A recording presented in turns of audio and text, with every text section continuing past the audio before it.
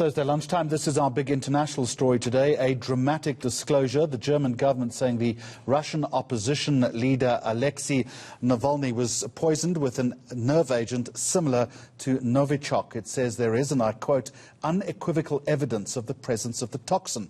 Novichok is a class of chemical weapon developed by the former Soviet Union and Russia. You'll remember it was used to poison former Russian double agent Sergei Skripal and his daughter in England in 2018. I want to take you live now to Moscow as the fallout builds. Here's correspondent Julia Chapman. Good afternoon to you. So the German government today saying that it has unequivocal evidence of the presence of the toxin. What's the Russian response been?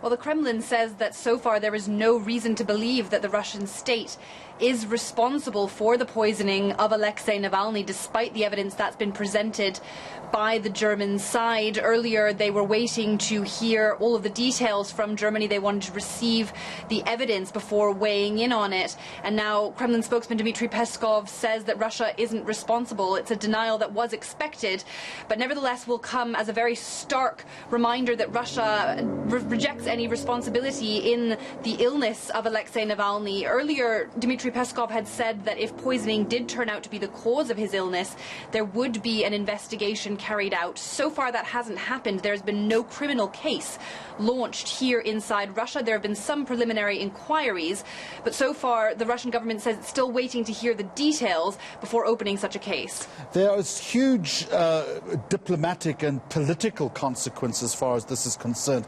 Angela Merkel, the German Chancellor, is saying, again, and I quote, the crime against Navalny is a crime against the basic values and the basic rights that we stand for. It puts Russia surely then under more pressure and is likely to continue to exacerbate tensions between Russia and the West.